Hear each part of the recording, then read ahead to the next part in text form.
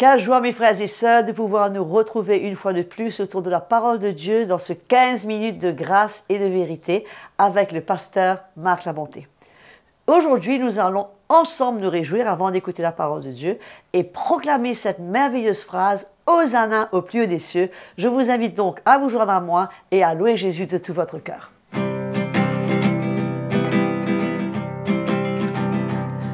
Hosanna, Hosanna, Hosanna au plus haut des cieux. Hosanna, Hosanna, Hosanna au plus haut des cieux. Nous élevons ton nom, nos cœurs pleins de louanges. Sois exalté, ô notre Dieu, Hosanna au plus haut des cieux.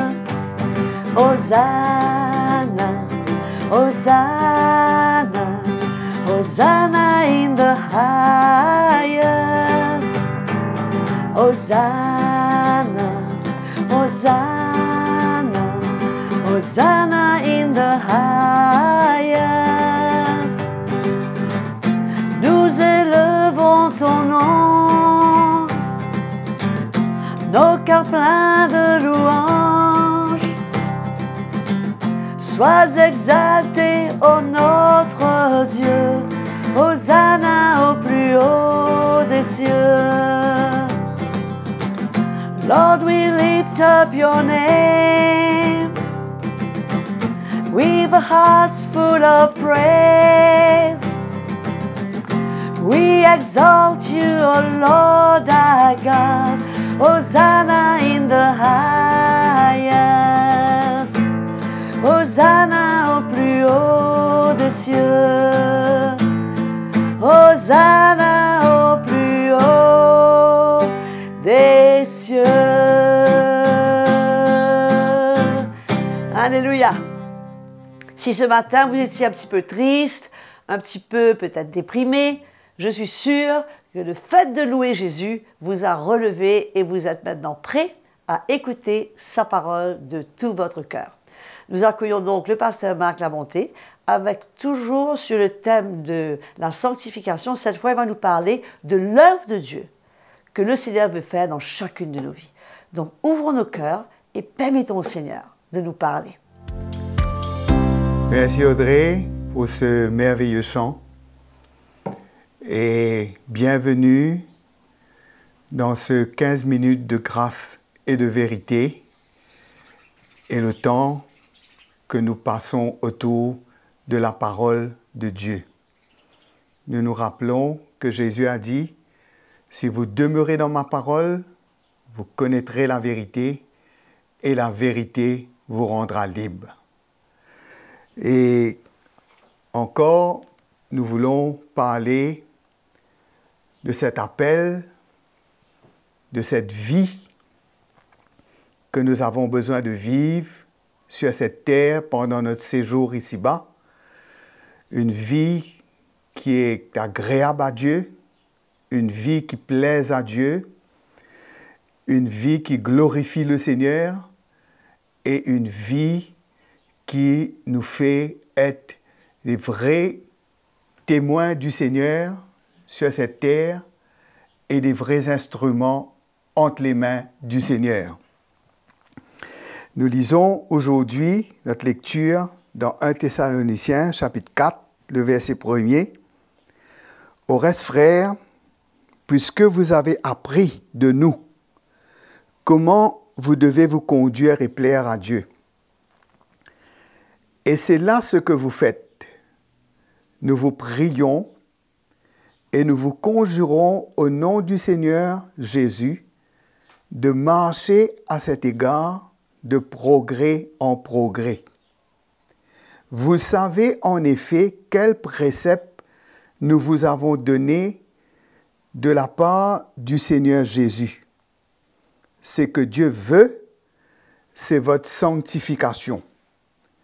C'est que vous vous absteniez de la débauche et que chacun de vous sache posséder son corps dans la sainteté et l'honnêteté sans vous livrer à une convoitise passionnée comme font les païens qui ne connaissent pas Dieu. C'est que personne n'use envers son frère de fraude et de cupidité dans les affaires, parce que le Seigneur tire vengeance de toutes ces choses, comme nous l'avons déjà dit et attesté. Car Dieu ne nous a pas appelés à l'impureté, mais à la sanctification. Celui donc qui rejette ses préceptes ne rejette pas un homme, mais Dieu qui nous a aussi donné son esprit. Amen. Nous pouvons encore voir dans cette lecture, dans cette révélation de la part de Paul aux Thessaloniciens, comment ils ont appris des apôtres, il dit de nous, comment vous devez vous conduire et plaire à Dieu. Et cela nous montre que les serviteurs de Dieu étaient des modèles, étaient des hommes qui prenaient sincèrement à cœur l'appel de Dieu sur leur vie, de ce que Dieu avait besoin de faire dans leur vie, le dépouillement de la chair. Ils n'étaient pas seulement des prédicateurs, mais ils vivaient ce que Dieu leur révélait et ils transmettaient cela au peuple du Seigneur. Et nous voyons comment Paul va dire, et c'est là ce que vous faites. Nous voyons la relation entre l'apôtre Paul et les chrétiens, cette obéissance, cette foi. Ils avaient des modèles devant eux et que l'appel de Dieu est clair. Je crois qu'aujourd'hui, ce qui met les chrétiens dans la confusion, ce qui fait les chrétiens tourner en rond, ce qui fait les chrétiens perdre du temps et se compromettre et se donner à toutes sortes de choses au lieu de répondre à l'appel de Dieu, parce que ce n'est pas clair devant eux. Parce que la révélation est là, mais il y a aussi une vie qui correspond à cette révélation, à cet appel, qui est là et qui emmène une claire direction et qui emmène une conviction qui fait que les chrétiens doivent savoir ce que Dieu s'attend d'eux. Et là, Paul va dire, il dit, nous vous conjurons au nom du Seigneur de marcher à cet égard de progrès en progrès. Vous savez en effet quels préceptes nous vous avons donnés de la part du Seigneur Jésus. Les préceptes, ces commandements, ces enseignements, ils avaient reçu cela de la part du Seigneur. C'était clair pour les apôtres que cet appel, cette vocation était une vocation sainte, que c'est une séparation d'avec le monde, c'était une vie livrée à Dieu, c'était une vie qui était identifiée à Jésus-Christ, une vie de renoncement à soi-même, à tous les passions et les désirs de la chair, un renoncement au monde. Paul pouvait dire, par la croix, je suis mort à ce monde et ce monde est mort pour moi. Je me glorifie seulement de la croix du Seigneur, parce que c'est par elle que je suis séparé, je suis mort au monde et que le monde est mort pour moi. Et je crois que cela doit être la vision de tout chrétien. Je crois que tout chrétien qui voudrait vraiment plaire à Dieu, et c'est là que Paul va dire comment vous devez vous conduire et plaire à Dieu. Une vie de foi, ce n'est pas une vie pour s'approprier des choses que nous voulons. c'est de ne pas vivre au gré de ses émotions, de ses désirs, de ses passions, mais c'est de vraiment mettre à mort les désirs de la chair. C'est par la révélation de Jésus-Christ, de sa mort. Pourquoi le Seigneur est mort? Le Seigneur est mort, Pierre va nous dire, il dit, lui qui a porté lui-même sur le bois, dans son corps, nos péchés, afin que, mort au péché, nous puissions vivre pour la justice. Et lui, par les meurtrissures duquel nous avons été guéris.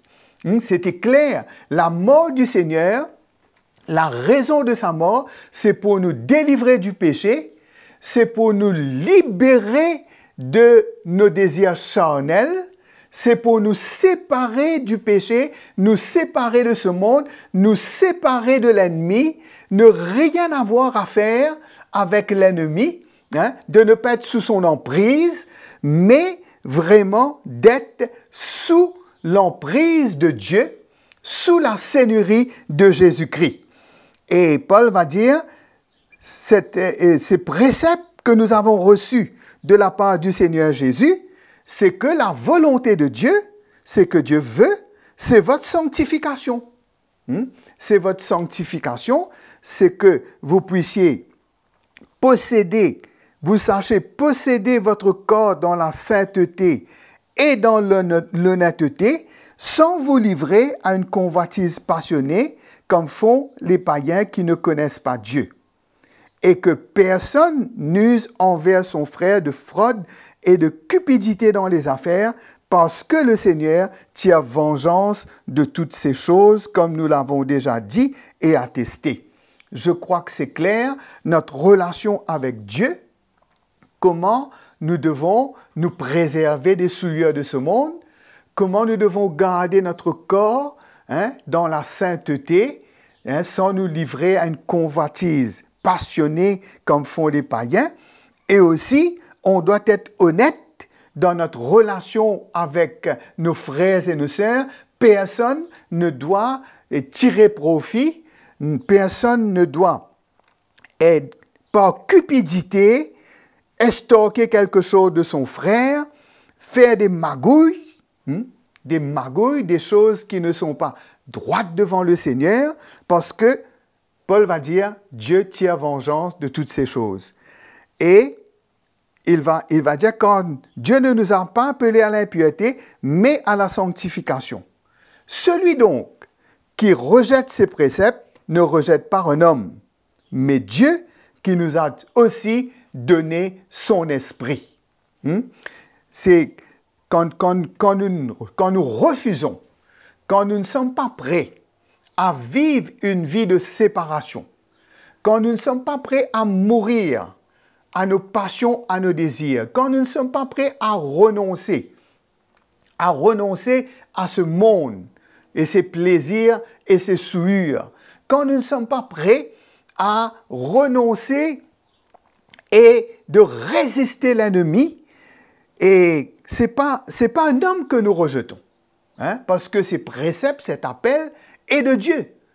C'est un commandement de Dieu. C'est un commandement de Dieu que Dieu nous dit que, comme il est saint, nous aussi soyons saints comme il est saint dans toute notre conduite. Et celui qui rejette ces préceptes ne rejette pas un homme, mais il rejette Dieu. Il rejette Dieu qui nous a aussi donné son Saint-Esprit. Nous rejetons Dieu et nous refusons l'œuvre de l'Esprit dans nos vies. Nous refusons de nous aligner. Nous refusons d'obéir, de nous soumettre à l'Esprit de Dieu qui veut nous emmener à une vie séparée, une vie qui glorifie Dieu, une vie où là, vraiment, c'est Dieu qui règne et c'est Dieu qui vit au travers de nous. Alors, combien c'est important pour nous, mes frères et sœurs, de considérer la grâce de Dieu et l'appel que nous avons reçu du Seigneur. Cela doit être clair. Amen. Et nous nous arrêtons ici et nous vous donnons rendez-vous dans une prochaine session. Merci beaucoup. Que Dieu vous bénisse. Merci frères et sœurs pour votre fidélité et je suis certaine qu'une fois de plus, le Seigneur a su trouver votre cœur et emmener beaucoup de lumière et d'encouragement dans votre vie. Merci de nous écrire, merci de nous dire combien ces messages vous font du bien parce que cela nous encourage énormément. Abonnez-vous à notre chaîne CTMI YouTube et recevez toutes les nouvelles qui concernent le royaume de Dieu et qui concernent votre vie. Et bien sûr, nous vous encourageons à faire connaître ce programme et à être là pour la prochaine session avec le pasteur Marc Labonté qui, je suis sûr, va une fois de plus vous bénir et vous encourager. Jusque-là, je vous dis à très bientôt et entre-temps, continuez à servir le Seigneur, à vous aimer les uns les autres et à faire toutes sortes de bonnes œuvres pour glorifier Jésus.